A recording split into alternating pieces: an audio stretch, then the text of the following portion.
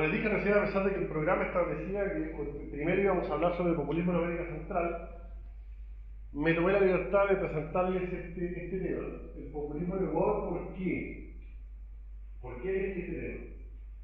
Porque José María Velasco Ibarra, que es el personaje central del que nosotros vamos a hablar ahora, y el populismo en el Ecuador, es uno de los primeros, si no el primer fenómeno de populismo en América Latina, en la característica que vamos a definir el populismo posterior. Primero vamos a hacer una breve introducción al Ecuador para que ustedes se hagan una fotografía general del país. Entiendo que es un país muy ignoto en muchos de sus temas históricos y políticos, por lo tanto me parece que antes de explicar quién fue José María Velasco Ibarra, es importante hacer una breve introducción para situarlo en el contexto ecuatoriano. Y vamos a ver cómo surge este personaje. En 1933, como diputado, agarra una gran fuerza y termina siendo presidente de la República. En 1934, la primera de las 5 veces que lo fue. De los 5 mandatos presidenciales que tuvo, solo terminó uno. En los otros 4 fue siempre derrocado. Y es un fenómeno 10 años anterior al peronismo, es anterior a Getulio, es anterior a muchos de los paradigmas latinoamericanos del populismo. Al final voy a hacer algunos alcances sobre qué es el populismo de acuerdo a 2 diferentes autores y alguna clasificación un poco más personal, para que se genere también un debate de cuánto estamos en presencia hoy día del populista. Porque para algunos, Velasco Ibarra no es el precursor, en el año 34, sino que algunos pueden nombrar a Irigoyen como populista, a Alessandri como populista, a Bayo Ordóñez como populista, de acuerdo a la óptica que se emite. En el concepto que tenemos hoy día del populismo, en mi humilde opinión, Velasco Ibarra es uno de los precursores y sin embargo muy desconocido a pesar de lo interesante que es José María Velasco Ibarra. Primero, vamos a hacer alguna breve aproximación al Ecuador. Presidente, ¿me toma el tiempo, por favor? ¿Tengo cuántos minutos? Tengo media hora, ya, de los cuales ya he ocupado 5. Breve aproximación al Ecuador. El Ecuador surge como país en 1830. Coincide con el nacimiento de la República Oriental del Uruguay. Y hay una coincidencia, el Ecuador tampoco tenía nombre. El Ecuador se separa de la Gran Colombia en 1830. Ustedes tienen una noción, saben lo que fue la Gran Colombia. La Gran Colombia, este gran proyecto que tenía Simón Bolívar, estaba integrado por lo que hoy día es Colombia, Venezuela, Ecuador y Panamá. Cuando ellos se disgregan, cuando se separan, comienza la insurrección en Venezuela, que es la primera que va a romper la Gran Colombia. Se produce finalmente la separación de este país y queda por fuera la provincia del sur. ¿Cuál era la provincia del sur? Lo que en el periodo colonial español era la Real Audiencia de Quito. Esta provincia del sur surge como estado independiente, separada de Colombia. Y había un problema para poder ponerle el nombre. Había un problema cómo íbamos a llamar a esta nueva república, a esta provincia del sur. El nombre obvio y natural era el de República de Quito. ¿Por qué República de Quito?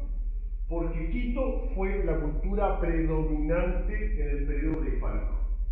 El reino de Quito. Ellos eran el pueblo principal de lo que hoy día es el Ecuador.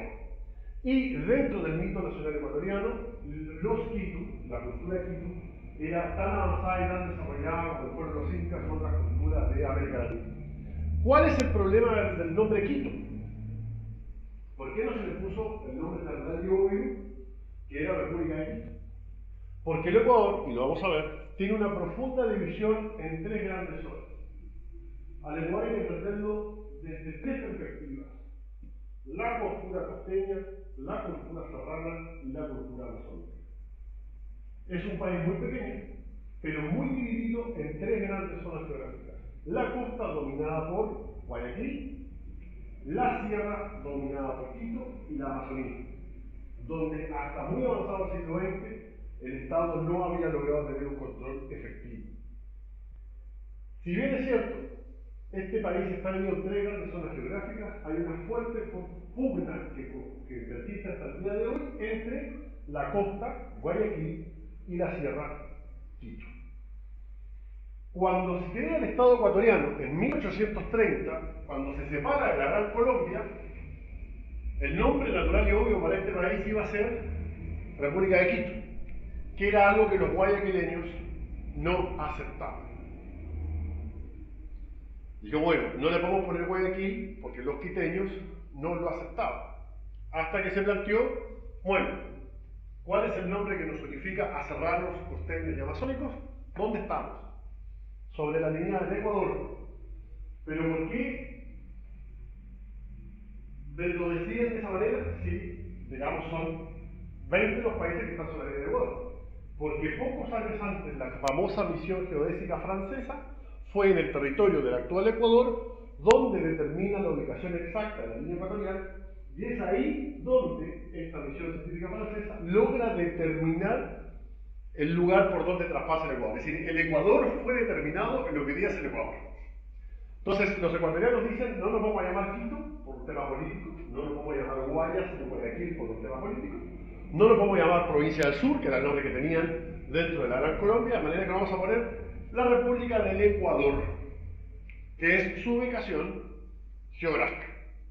Al igual que la República Oriental del Uruguay, que ustedes saben, cuando hubo que ponerle nombre, se manejaron nombres como la República del Arroyo del Solís, la República del Río de la Plata, la República del Río Negro, y finalmente algo dijo, ¿por qué somos orientales? Porque estamos al oriente del río Uruguay.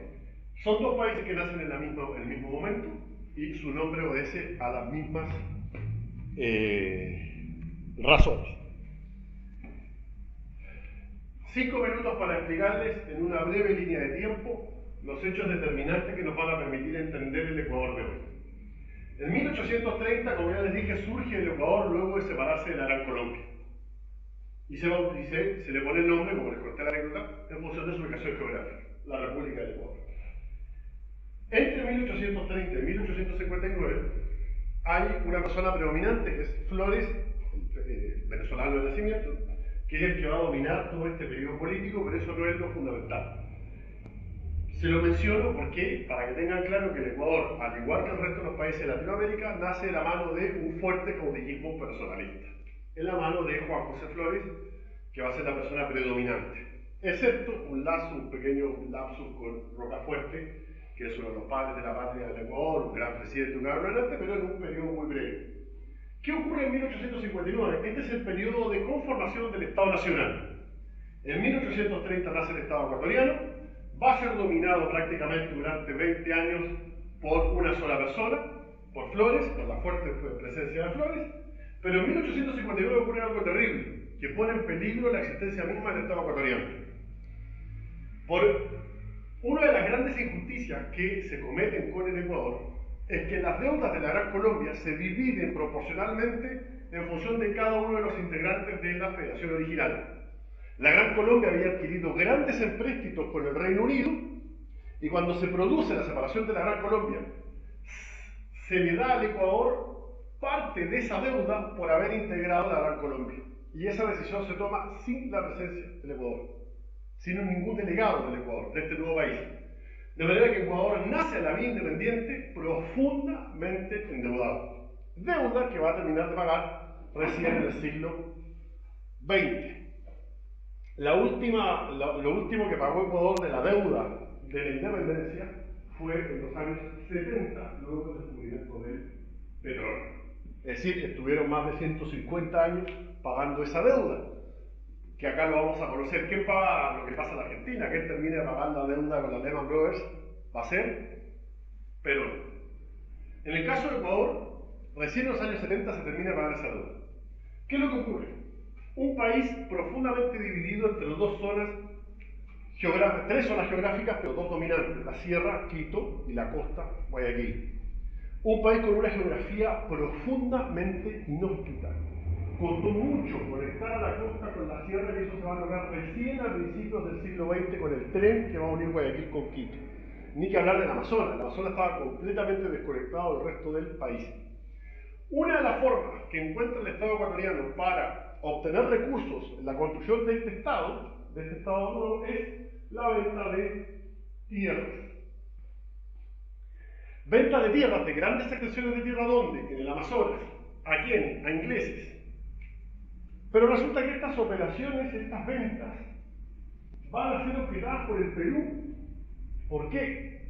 Porque el Perú ya tenía reclamaciones territoriales sobre el mapa ecuatoriano. Fue un error haber después, no puse el mapa del Ecuador acá para poder explicarle, porque el Ecuador originalmente era mucho más grande de como lo conocemos hoy día. Era mucho más grande. Perdió terreno al lado de manos de los brasileños, de manos de los colombianos, de manos de los peruanos. Pero los terrenos los negocios que estaba haciendo el Ecuador eran en un terreno que Perú decía que correspondían a ellos. ¿Qué dice? Piso de la lámpara. Piso de la lámpara, bueno. El Perú decía que esos territorios correspondían a ellos. No nos olvidemos que Perú y Ecuador, ¿cuándo terminan delimitando sus fronteras? ¿Cuándo se termina por delimitar la frontera entre Perú y Ecuador? En 1997. Es decir, hace solo 25 años, un poquito más, 28 años. En la época en que estaba el presidente Jamil Mahuad en Ecuador y Alberto Fujimori en Perú. Recién ahí terminó de delimitarse la frontera peruano-ecuatoriana. ¿Y cuál fue la última guerra en América del Sur? La guerra del Cóndor entre Perú y Ecuador en 1992, si no falla la memoria. De manera que en ese entonces Perú dice, este territorio es mío, y ¿qué es lo que hace Perú? Ataca Ecuador. Ataca Ecuador. Lo invade. Y eso genera, además, brevemente, una pequeña guerra civil. Los opositores al gobierno se alían con el dictador peruano para aprovechar esta invasión para derrocar al gobierno legítimo del Ecuador. Eso genera una guerra civil. Cae el gobierno, asumen 3 gobiernos distintos en el Ecuador, uno en Guayaquil, uno en Quito, uno en Cuenca, y el país está a punto de desaparecer. En 1859 Ecuador está liquidado.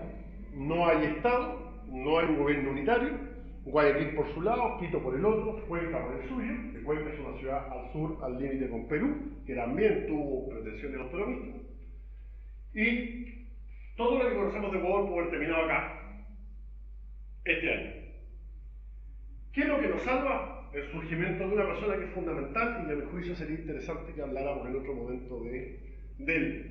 Don Gabriel García Moreno, uno de los personajes fundamentales del siglo XIX latinoamericano, que amanece acá en escena y va a gobernar y va a dominar la política ecuatoriana entre 1860 y 1875. ¿Quién es don Gabriel García Moreno? Porque es fundamental para entender a esta materia. Gabriel García Moreno es una persona nacida en Guayaquil, pero que en Quito, extremadamente conservadora y religiosa. Extremadamente conservadora y religiosa. Don Gabriel García Moreno es el que consagra al Ecuador al Sagrado Corazón de Jesús. Es la primera república que se consagra oficialmente al Sagrado Corazón de Jesús. Y considerando Gabriel García Moreno que el Ecuador, la única opción que tenía para sobrevivir como nación, porque evidentemente aquí no estamos en una nación, estamos hablando de un país que surge de la división de la Gran Colombia, dominado por un caudillo que estuvo a punto de desaparecer. Al igual que el resto de las repúblicas latinoamericanas, no existe ese sentimiento nación fuerte. No lo existe en el Uruguay, no lo existe en el Paraguay, no lo existe en Chile, no lo existe en ninguno de nuestros países, porque el surgimiento de nuestras repúblicas no fue un proceso popular, fue un proceso sobre todo desde las élites. Hay una gran discusión historiográfica de cuándo surge realmente la nación oriental. Hay algunos que dicen que surge con el éxodo, hay otros que dicen que surge después del vallismo, hay otros que dicen, bueno, termina a formarse con los triunfos futbolísticos, y hay otros que hasta los años 60 dicen que no existe la nación oriental. En Chile también existe esa discusión. ¿Cuándo efectivamente el chileno empieza a sentirse parte de una comunidad? Y la mayoría de los autores considera que está entre la guerra de la Confederación Perú-Boliviana en los años 50 y la guerra del Pacífico en 1879. El hecho cierto es que al principio del nacimiento de nuestro país, el caso de Chile, la gente no se siente parte de la comunidad chilena. Es más, no sabe lo que es, no existe. Se tiene que imponer por decreto que la gente se llame a sí mismo chilena, porque la gente ni siquiera sabía cómo tenía que llamarse. Y don Gabriel García Moreno dice que la nación ecuatoriana es evidentemente religiosa y que la religión va a ser el elemento de unidad de la nación ecuatoriana. Somos una nación cristiana, de origen hispánico, rechaza lo indígena en la lógica de la civilización o barbarie, como lo vivimos también en el resto de las repúblicas, consagra el Ecuador al Sagrado Corazón de Jesús y se construye un Estado profundamente religioso. Se le entrega un poder omnímodo a las congregaciones religiosas y el gobierno de García Moreno fue muy fructífero. Hoy día hay todo un rescate de la figura de García Moreno. Incluso yo leí un libro fantástico escrito por un líder correísta, diputado socialista, que reivindica a García Moreno. Porque históricamente García Moreno está asociado aquí, a la derecha ecuatoriana. El Partido Conservador y el Partido Social Cristiano Ecuatoriano son los que reivindican a don Gabriel García Moreno. Pero hoy día también la izquierda lo reivindica. Porque hoy día te dicen, pero momento, lo que hizo don Gabriel García Moreno fue tratar de construir una nación, tratar de construir un proyecto nacional. Es él el que construye las primeras carreteras en el país, el que construye la primera universidad, el primer centro astronómico, de observación astronómica, inaugura obras públicas, escuelas, entrega toda la educación, por supuesto, a la iglesia, toda, y un puerto total a los obispos. Y él va a dominar el Ecuador hasta 1875, cuando es asesinado el día que va a asumir un tercer mandato presidencial en las puertas del Palacio de Gobierno. Gabriel García Moreno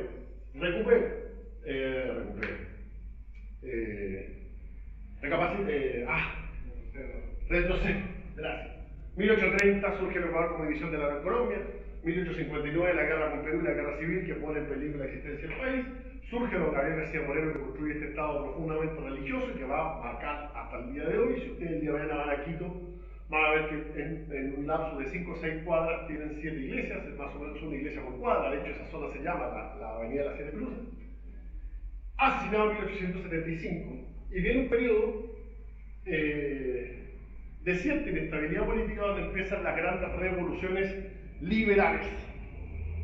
Vamos a entender el liberalismo en el concepto del siglo XIX, no en el concepto que lo manejamos hoy día. Empiezan las grandes revoluciones liberales, la primera es contra García Moreno en vida, pero García Moreno la domina. Concepto conservador, concepto liberal, concepto del siglo XIX, es importante que lo tengan, hasta que, después de muchos intentos, triunfa la revolución liberal en 1895 y empieza otra etapa de la historia del Ecuador, dominada por ¿quién? Por don Eloy Alfaro. Ese es el otro personaje fundamental de la historia ecuatoriana, García Moreno, Eloy Alfaro. Don Eloy Alfaro, el gran luchador, era el gran líder liberal de la época. No solamente en el Ecuador, en toda América. ¿Por qué? Porque don Eloy Alfaro quiso recuperar el sueño de la Gran Colombia. Y para tales efectos reunió un congreso panamericano en México para crear una gran confederación latinoamericana, que fracasó. ¿Por qué? Por la oposición fundamental de los Estados Unidos. Es fundamental don Eloy Alfaro en la independencia cubana de 1898. Él intercede ante la corona española para que libere Cuba.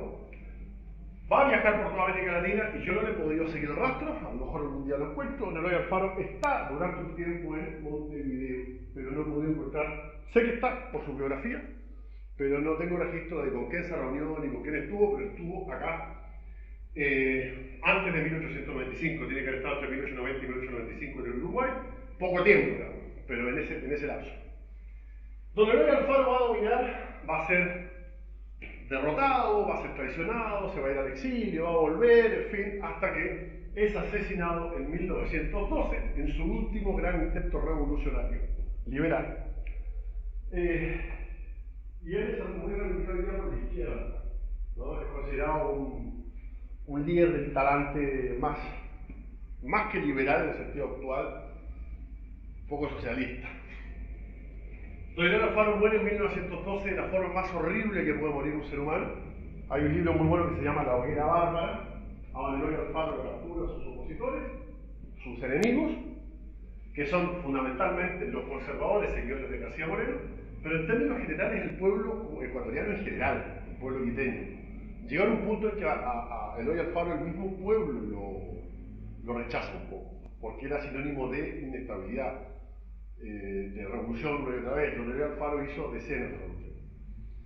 Cuando lo capturan en Quito, lo matan en su celda y arrastran su cadáver por toda la ciudad de Quito, desde el centro hasta el Parque Elegido, que son muchos kilómetros, donde el cuerpo llega prácticamente deshecho, ya solo los huesos, porque la piel se fue rapando, la gente le iba sacando partes, y hay una fotografía, porque estamos hablando de 1912, hay fotografías del cuerpo de él arrastrado en las calles de Quito, y hay incluso una mujer que le abre acá y saca sus vísceras como una señal de victoria. O sea, murió de una forma espantosa, y en el parque fue puesto en una hoguera donde se le prendió fuego.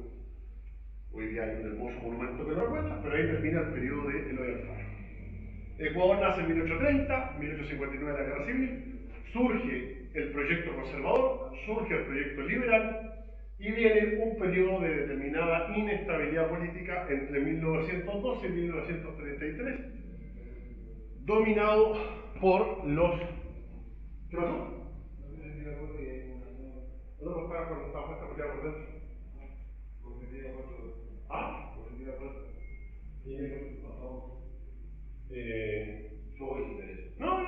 sé por qué alguien afuera porque me va a llevar a ti.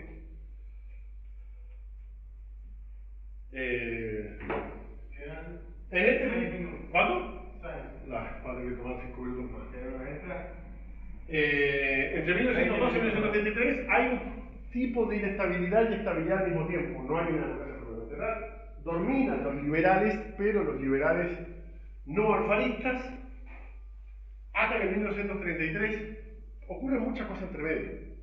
Pero en 1933 surge la figura de un joven diputado conservador que va a dominar el debate porque era una oratoria espectacular, brillante, que va a lograr echar abajo el gobierno y la gente lo termina diciendo: él es el nuevo líder del Nuevo Ecuador, que es don José María Velasco Ibarra. Conceptos claves para entender la historia ecuatoriana: la costa, la sierra y el Amazonas. Es un país profundamente dividido en esas realidades. Y hasta el día de hoy hay una gran pugna entre la costa, Guayaquil, y la sierra, Quito. Amazonas no tiene ningún poder político específico, pero es la tercera gran zona geográfica en la cual se divide el país. En realidad, lo importante es, y por eso lo pongo acá, entender la profunda división que existe entre Guayaquil y Quito. Y ustedes lo podrán inferir, en algún momento Guayaquil intentó separarse y formar su propia república. Otro concepto importante a tener en cuenta para entender cómo se conforma el Estado ecuatoriano es la guerra con Perú en 1859, y dos nombres que son fundamentales: don Gabriel García Moreno, conservador, el Estado religioso, y don Eloy Alfaro, el gran revolucionario liberal y gran referente además en toda América Latina, no solamente en el Ecuador. Acá hay en Montevideo un busto de homenaje a Eloy Alfaro. Lo que nos convoca: José María Velasco Ibarra. Nació en 1893, murió en 1979 en la más absoluta pobreza, y fue el personaje dominante del país durante 1933 y 1972. Y va a marcar un antes y un después en la política ecuatoriana. ¿Por qué? Primero, porque es el tercer personaje histórico dominante. No se entiende Ecuador sin Gabriel García Moreno, no se entiende Ecuador sin Eloy Alfaro, no se entiende Ecuador sin José María Velasco Ibarra. Y yo veía en YouTube una entrevista que un periodista le hacía a un expresidente ecuatoriano sobre el populismo, hablando del populismo, y este expresidente le reconoce, dice: creo que después de Velasco Ibarra, todos los que hemos gobernado este país hemos querido ser Velasco Ibarra. Hemos querido tener ese dominio, ese control absoluto de las masas. José María Velasco Ibarra nunca perdió una elección. Perdió, entre comillas, una, pero hasta el día de hoy la mayor parte de la historiografía alega que hubo fraude. Él siempre también lo dijo. Era un tipo lo vamos a ver, de una base popular impresionante. Muere en la más absoluta pobreza. Era un tipo con un desapego absoluto por el dinero, y eso también va a ayudar un poco a esta mitificación por parte del pueblo del doctor. Él muere, cada vez que lo derrocaba se iba al exilio. Estuvo muy breve tiempo en Santiago de Chile, muy breve tiempo en Montevideo, Uruguay, pero él vivía siempre, y en Colombia, en su primer exilio fue en Colombia. Él vivía en Buenos Aires, en un pequeño apartamentito que ahora tiene una placa afuera, un monoambiente, y que en su último derroque, cuando lo derrocaron por última vez, él se dedicó a vender sus condecoraciones y su banda presidencial para poder subsistir. Porque además se resistía a recibir del dictador que lo había derrocado la pensión. Su mujer, Corita, murió en Buenos Aires, ella era argentina. Murió en Buenos Aires porque se tropezó al subirse al ómnibus. Eran tan pobres, ella andaba en ómnibus y era una mujer mayor, a pesar de que su marido había sido 5 veces presidente de la República, se está subiendo al colectivo en Buenos Aires, al ómnibus, se resbala, se golpea y se muere. Y esa es la única vez que José María de la Cruz Barra sintió cierto arrepentimiento por haber llevado una vida tan extremadamente austera, porque dijo, por culpa de eso llevé a mi mujer a la muerte, pudiéndole dar una vida mucho mejor. Murió en la pobreza más absoluta. Y recuperar sus bienes para efectos de los museos o del patrimonio nacional ha sido muy difícil porque en esa época él vendía todo para poder subsistir. Es un hombre bastante feo, un tipo flaco, sin ninguna gracia. No tenía la prestancia de Perón, de Mussolini, con la cual jugaba un poco la propaganda, ¿no? Perón era el macho latino, de cuerpo grande, de mentón grande. Este es un señor viejo, flaco, muy enjuto, con los dientes horribles, unos lentes absolutamente estéticos, y es importante, claro, porque podemos ver cómo se construye la estética del líder populista, pero que lograba callar a las masas. Hay un historiador que dice que la gente lo seguía porque no lo entendía. Él se paraba en un balcón, tenía un castellano muy exquisito, y efectivamente la gente no lo entendía. No lo entendía. Lo seguíamos, dice una historiadora, lo seguíamos porque no lo entendíamos. Hablaba tan bien que se notaba que sabía lo que estaba hablando, pero los indígenas no lo entendían, el pueblo no lo entendía, pero a partir de eso transmitía confianza. Eso es un fenómeno muy interesante, dice, bueno, qué ignorante la gente, estamos hablando de los años 30, 40. Un tipo que se para impecablemente vestido, él era miembro de la Academia de la Lengua Ecuatoriana, que es la concurrente de la Real Academia de la Lengua Española, con un castellano muy docto, con mucha fuerza, la gente lo aplaudía, se volvía loca, pero no entendía lo que estaba diciendo, y eso, curiosamente, le generaba confianza. Eso hoy día, por supuesto, que no pasaría. A uno de sus famosos discursos es: ¿queréis revolución? Hacedla primero dentro de vuestras almas. 5 minutos. Dice: ¿queréis revolución? Haced la revolución primero la revolución dentro de vuestras almas, pero sin amilanarse. Sin amilanarse, lo repito un par de veces. Y esto lo leo en el libro de una historiadora que habla sobre el fenómeno del vínculo entre el pueblo ignorante y el que la cual.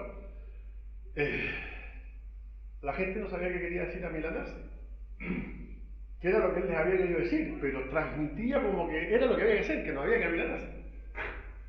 Entonces, no sé si conocen de Lutier la rutina Bote Ortega, cuando dicen ¿quieren corrupción? No. ¿Quieren trabajo? Sí. ¿Quieren seguridad? O sea, ¿quieren ineficiencia? No. ¿Quieren seguridad? Sí. ¿Quieren estulticia y prevaricato? Más o menos. Es un poco eso. ¿Cuál es la personalidad de don Velasco Ibarra? Un intelectual, un tipo que nace en Guayaquil y se forma en Quito, educado por la madre, que era una fanática seguidora de ¿quién? De García Moreno. La madre, conservadora hasta la médula, es la que le da a él sus primeras letras. En aquella época se podía. La madre lo educa en la casa, profundamente religioso y conservador. Él después viaja a Quito, estudia, va a la universidad, se titula de abogado, va a estudiar a Europa. Es un tipo originalmente intelectual que salta a la política recién en los años 30.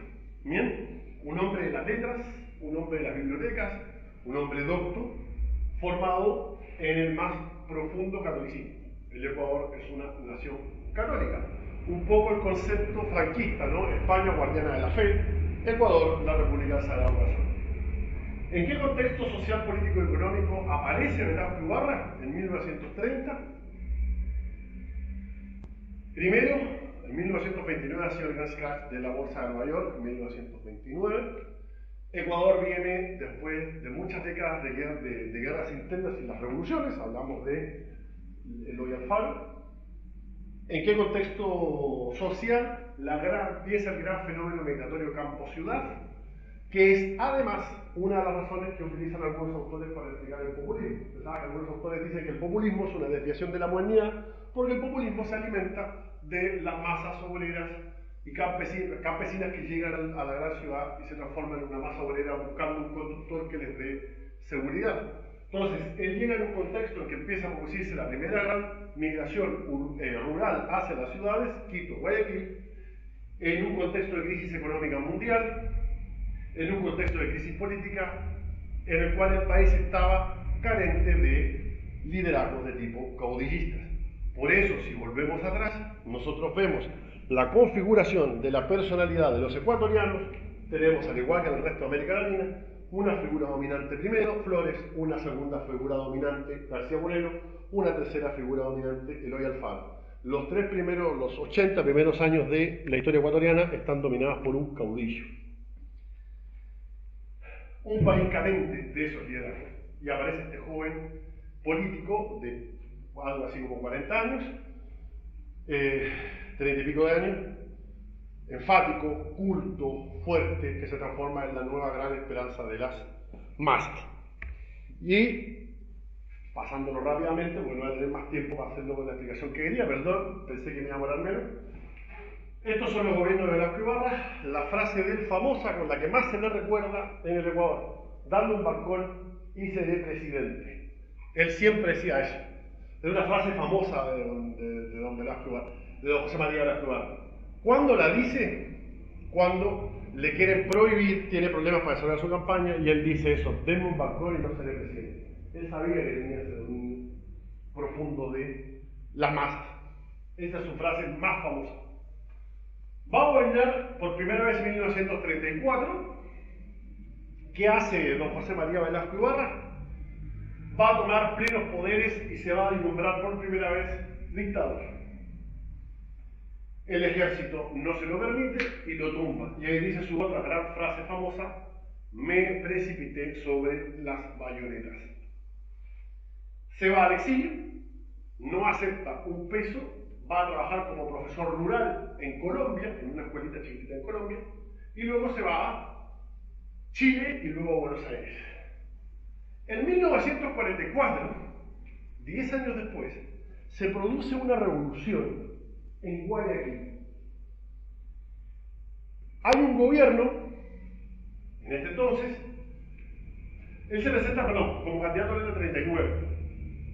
Y ahí es donde él dice que alega fraude. Yo, por lo que he estudiado, tengo más o menos claro que también que fue fraude. Es un poco, en la época que estamos hablando, si lo traemos para acá como la década infame, los años 30 en Argentina, para mí evidentemente un fraude, pero bueno, él sigue en el exilio, y el año 44, este gobierno que asume,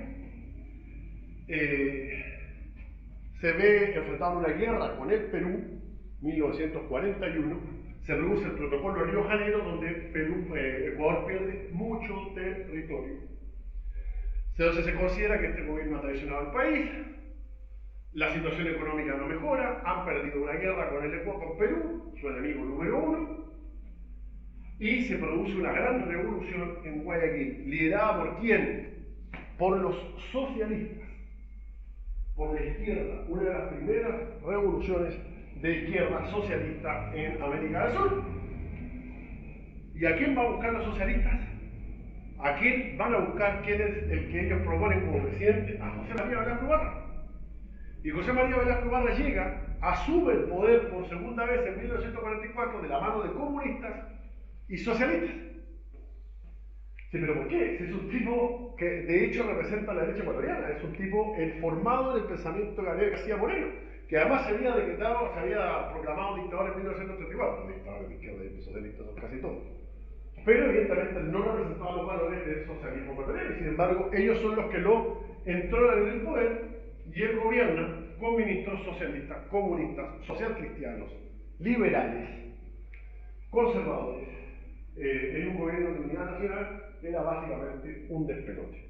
¿Cuál es la ideología de Velasco Ibarra? Se han escrito ríos de tinta para tratar de determinar qué era Velasco Ibarra, cuál era su ideología. Era él, con un tronco conservador, caudillista, del sentido de padre protector de la nación.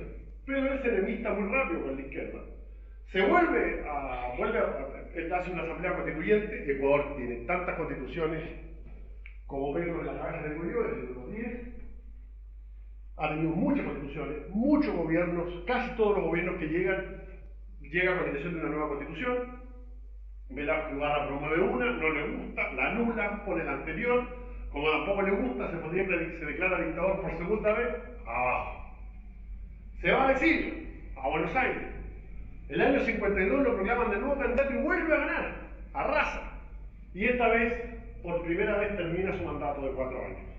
Termina en 1956, esta vez gobernó suavecito, no se proclama dictador ni nada por el estilo. Termina su gobierno y se va a Buenos Aires.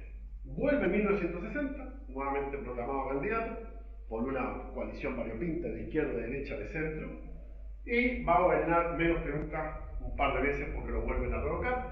Se va al exilio, vuelve en 1968, se presenta de nuevo, arrasa de nuevo, y ahí casi termina el gobierno del año 72. ¿Por qué? Porque ya estamos hablando de otro periodo histórico. Las universidades ecuatorianas están absolutamente sublevadas, está todo el periodo romántico de las guerrillas en América del Sur. Esto pasa en Uruguay, pasa en Argentina, pasa en Chile, pasa en Perú. El gobierno de Velasco Ibarra contesta muy duramente las protestas estudiantiles. Tiene algunas acercamientos a la izquierda, de hecho recibe a Salvador Allende en Quito como una señal de cercanía, de pacificación, recibe a Fidel Castro, pero finalmente es derrocado ¿por quién? Por el ejército. ¿Por quién? Por el general Rodríguez Lara, Bombita Rodríguez, su apodo. ¿Quién era Bombita Rodríguez? Esto es importante saberlo. Un militar socialista. Siempre lo hago en la clave, porque cuando hablamos de las dictaduras de la década de los 70, la gente le gusta acordarse solo de la Uruguay, la Chile y la Argentina, pero se olvidan que todas las dictaduras, la mayoría de las dictaduras, eran de izquierda. No se olviden del peruanismo del que se hablaba en Uruguay, ¿se acuerdan?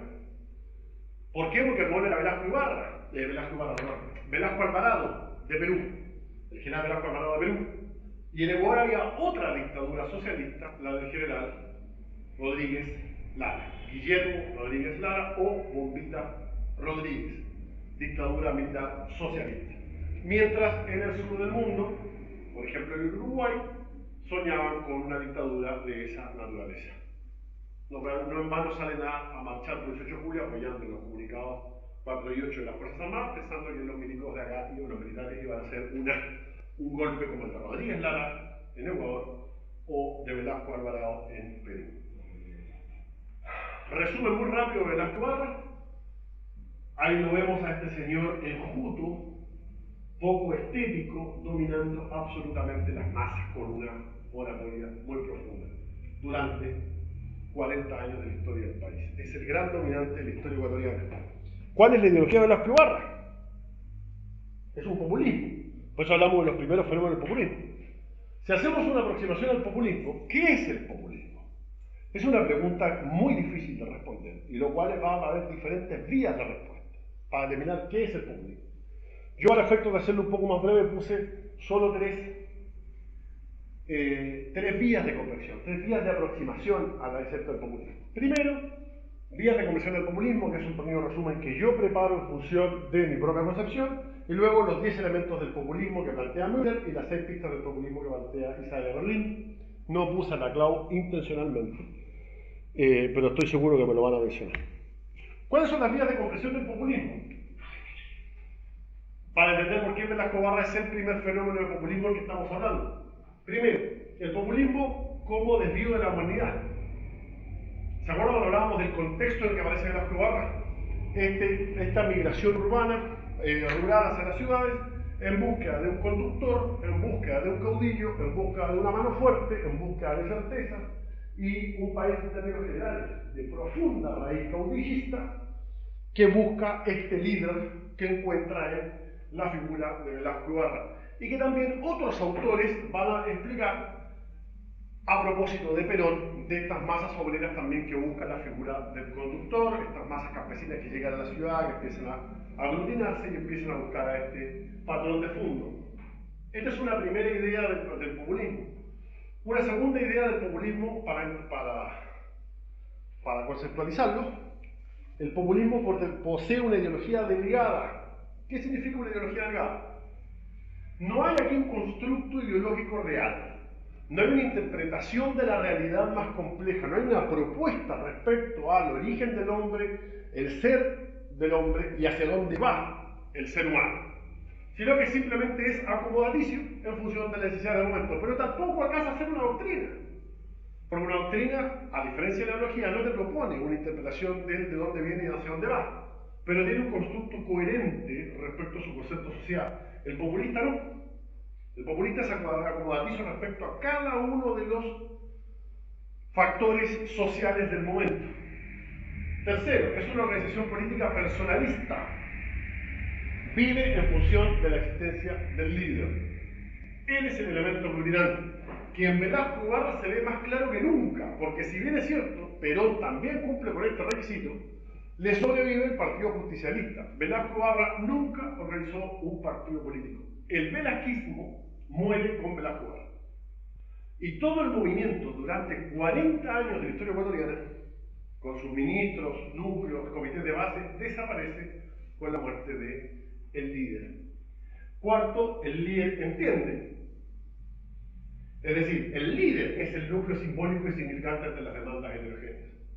En una sociedad con muchas demandas heterogéneas, campesinas, laborales, estudiantiles, de salud, de vivienda, el que le da un significado coherente a todo eso es el líder que entiende, el líder que comprende. De hecho, cuando en las sociedades se producen fenómenos de estallidos sociales o demandas muy heterogéneas, suele surgir siempre un líder de tipo populista.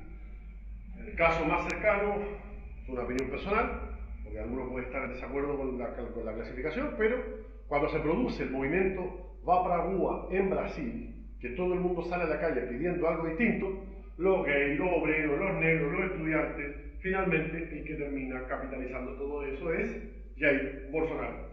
Generalmente cuando se producen movimientos sociales profundamente heterogéneos, lo que suele surgir es un líder tipo populista que es el que ha entendido todo. 5. La estética populista, el líder como persona pública. La estética es algo más que la presentación personal. Bonito, atractivo, ¿no? Como en algún momento se manejó el populismo, porque a Perón se le mostraba como el modelo del macho argentino, ¿no? Y a Mussolini se le mostraba también como el modelo del macho italiano. A Mussolini le encantaba particularmente mostrar el torso, como lo tenía cuadrado, en fin. La estética populista. El líder tiene características que le son propias, únicas, inherentes y diferentes. En el caso de Velasco Ibarra, ¿cuál es la estética de este populista? El doctor, los lentes gruesos, el traje siempre bien puesto, el sombrero siempre bien puesto, porque él es un intelectual, ¿no? Su palabra fuerte y su profunda pobreza. Porque si es pobre, significa que está al lado del interés del pueblo. Milei tiene una estética también muy particular. No solamente es bonito, es agradable a los ojos, es una estética particular que lo hace único e irrepetible. 6. El Make Great Again o el gran salto adelante, dependiendo si estamos hablando de un populismo de derechas o un populismo de izquierdas. El populismo de derechas propone recuperar un pasado perdido por culpa de un enemigo X, interno y externo, ¿no? Que es el punto 7. Tanto el populismo izquierda como el populismo derecha van a crear siempre un enemigo, interno y externo. El enemigo interno del populismo derecha suelen ser los inmigrantes, los venezolanos que están llegando, en fin. El enemigo externo el comunismo, el Foro de Sao Paulo. En el caso del, estoy simplificando, para poner ejemplo, en el caso del populismo de izquierdas, el enemigo interno son la oligarquía, los empresarios, los poderes económicos. El enemigo externo, los Estados Unidos, Israel, en fin. Y el populismo de derecha propone recuperar ese país que perdimos por culpa de este enemigo interno y de este enemigo externo, ¿no? Make America Great Again, recuperemos la Argentina alberdiana que fue potencia, Hoy día en Chile el populismo de derecha está hablando también de recuperar este país que era el modelo de América Latina antes del estallido social, el volver a un pasado idealizado, los conservadores. Y el populismo de izquierda te plantea hacia adelante, vamos a ese futuro que nos han secuestrado por culpa de este enemigo interno y por culpa de este enemigo externo. Vamos hacia lo que nunca hemos podido ser por culpa de ellos. ¿Me siguen? Entonces, en esa vía de aproximación al populismo, en el caso de Velasco Ibarra, que es uno de los primeros, cumple con todos ellos. Primero, representa a esas grandes masas urbanas, obreras, que están concentrándose en las periferias de las grandes ciudades ecuatorianas. No hay un constructo ideológico claro, ni siquiera doctrinario. Es él y su interpretación particular de la realidad en el momento. Es una organización política personalista que depende exclusivamente de él y de hecho muere con él. Es el líder significante de las demandas de la sociedad ecuatoriana. Todos ven en él el único que entiende al pueblo y representa al pueblo ecuatoriano. Lo pueden ver en YouTube, uno de los mejores documentales de Velasco Ibarra se llama El último monarca andino. ¿Por qué? Porque Velasco Ibarra cumple mucho los requisitos de un monarca. La reina Isabel decía que nadie entendía mejor que ella la sociedad británica. Yo tengo mis dudas si efectivamente tenía ese nivel de conocimiento de la sociedad británica, pero ella se veía a sí misma, lo decía, como la mujer que mejor comprendía a los ingleses. Y los ingleses, de vuelta, se veían muy bien representados por la figura de su monarca, como elemento simbólico, significante y aglutinante. Cumple con el tema de la estética populista, inherente característica. El tema del Make Great Again, Velasco Ibarra, hay una mezcla del populismo derecha y del populismo izquierda, porque por un lado, su nostalgia del Ecuador de García Moreno, conservador, religioso, católico, devoto del corazón de Jesús, y por el otro, la gran promesa de ese futuro que nos espera, que no hemos podido desarrollar por culpa de nuestro enemigo interno y externo. Y eso podría explicar por qué en algún momento de la historia la izquierda proclama a Velasco Ibarra y en otro momento de la historia es la derecha la que proclama a Velasco Ibarra. Terminando, hay los 10 elementos del populismo de Jan Werner Müller, que es un profesor de Princeton, pero publica esto por, no sé si lo conocen, cuando dice populismo, que lo publica por Pensilvania, es un libro famoso, donde él establece que son 10 los puntos que determinan cuando estamos en presencia de un líder populista o de un movimiento populista. Exclusivista, solo ellos y solo ellos son los representantes de la nación. Caudillistas, están siempre aglutinados en torno a un líder. Adanismo, de Adán, es decir, la historia comienza con ellos, esa reconstrucción constante del hecho histórico, donde acá Fidel Castro es uno de los mejores ejemplos, Hugo Chávez también es uno de los mejores ejemplos, el recomenzar de la historia. Nacionalistas, ya sean populismo de derecha o populismo de izquierda, tienen en común el nacionalismo. Estatismo, y acá es donde va a surgir la discusión de si, bueno, estamos con Milei o no en presencia de un fenómeno populista, de acuerdo a esta clasificación que hace Müller sobre el estatismo, que no hay nadie menos estatista que Milei, pero hay algunas cosas ahí que se pueden discutir respecto a el rol que él le asigna al Estado también como elemento transformador de la realidad. Digamos, lo quiero hacer, pero decir para eso necesito al Estado. Esto es como el ateo. El ateo es creyente, cree en la no existencia. El ateo necesita a Dios para poder no creer en él. ¿Sí me explico? El agnóstico tiene una situación de libertad distinta al Dios, pero el ateo necesita a Dios para no creer en él. Entonces, aquí podríamos discutir algo respecto a si Milei cae o no cae en esto, porque en el fondo, ¿cuáles son las herramientas de transformación del Estado que está utilizando Milei o que propone el Estado? Pero bueno, clientelismo, se explica por sí solo, centralización del poder, control de los agentes económicos, el doble lenguaje. ¿Qué significa el doble lenguaje? La resignificación de la lengua, que eso es algo que tienen todos los líderes populistas. En el caso de Velasco Ibarra, a través de la palabra revolución, ¿no? Populismo más cercano a nosotros. Pueblo, antipueblo, patria, antipatria, cipayo, oligarca, grieta. Hablar con la letra E.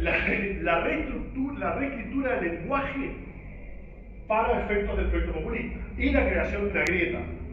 Nosotros, ellos. Nosotros el pueblo, ellos el antipueblo.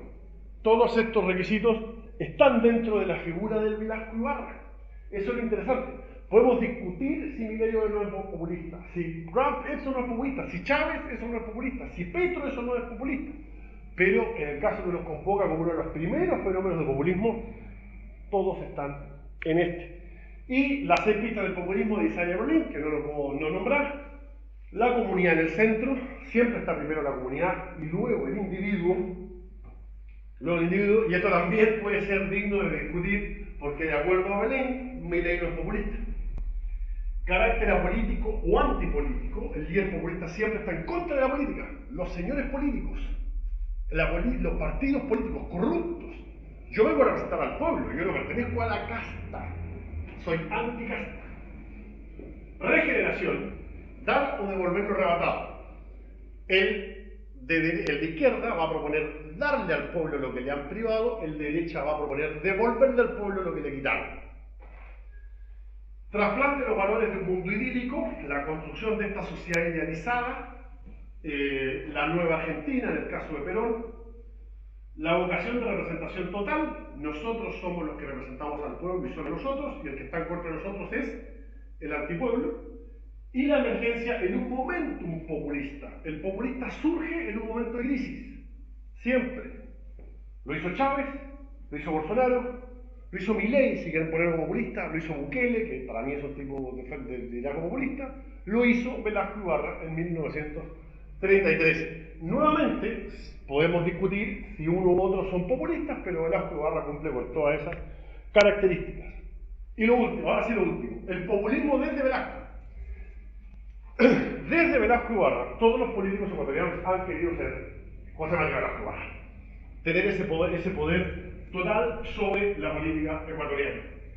Desde la muerte de Velasco Ibarra está la dictadura militar, socialista, de Rodríguez Lara I después de una junta, llega al gobierno Jaime Roldós Aguilera, de una manera un poco más socialdemócrata, pero que muere en un accidente de helicóptero. Su señor dice que lo mataron, yo tengo mis dudas, creo que no, creo que sí fue un accidente.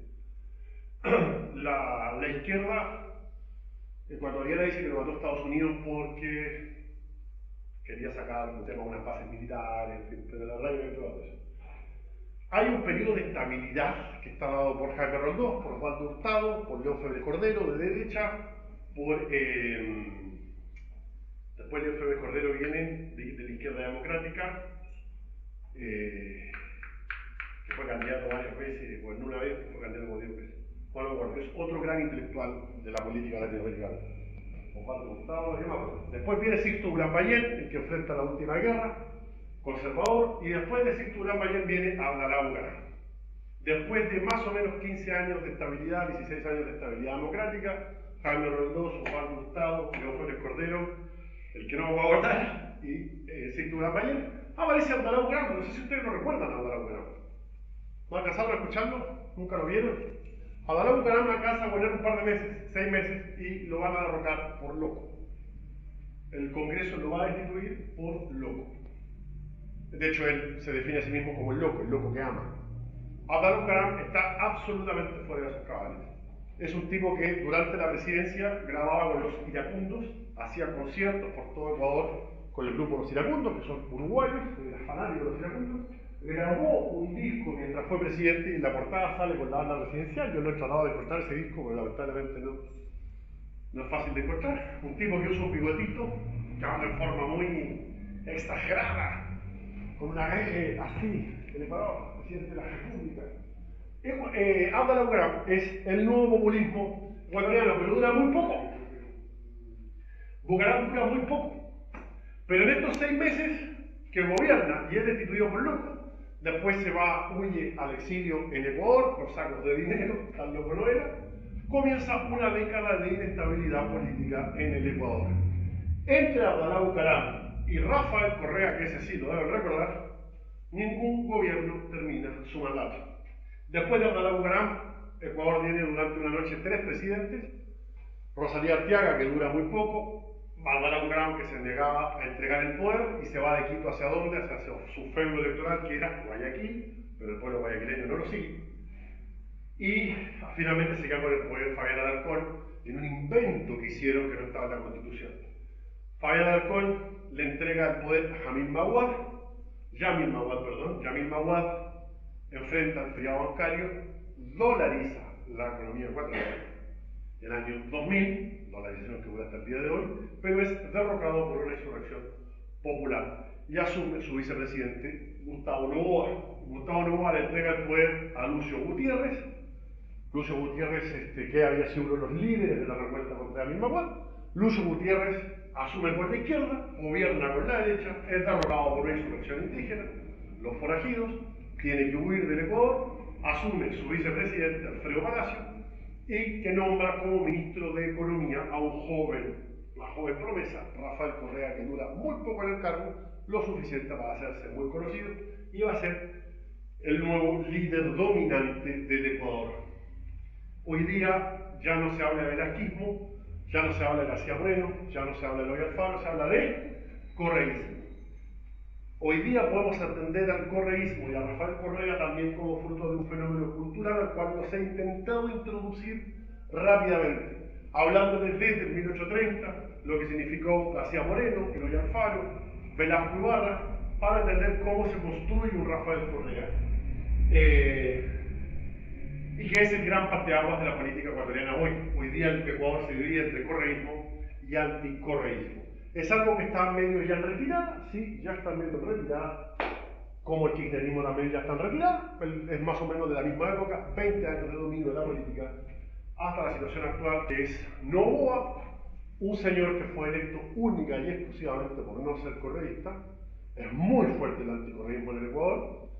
Guillermo Lasso fue electo porque no era el candidato de Correa. Noboa, el nuevo presidente Daniel Noboa, es un tipo desconocido. Su padre era uno de los hombres más ricos de Ecuador y muy cercano a Palau Gram, pero él era prácticamente conocido. Un joven diputado que, como muy multimillonario, pero profundamente anticorreísta. Y en el escenario, perdón. Además, asume Daniel Noboa y declara la guerra interna. Y lo han visto en estos días porque además ordenó ingresar a la embajada mexicana, que es una cosa que para mí es absolutamente indefendible. A pesar de que entiendo la situación en la que está Noboa, quiere hacerse una Bukele, tiene el respaldo popular, y tiene el enfrentamiento absoluto de Correa. Queda la pregunta abierta de si Noboa va a inaugurar un nuevo liderazgo dominante como lo tuvo Correa, Rafael Correa, como lo tuvo José Matías Velasco Ibarra, como lo tuvo Eloy Alfaro, como lo tuvo Gabriel García Moreno, o simplemente va a ser un tipo más en esta larga lista. Perdón que extendí más de lo necesario, que eran muchos los elementos que quería compartir con ustedes. Muchas gracias.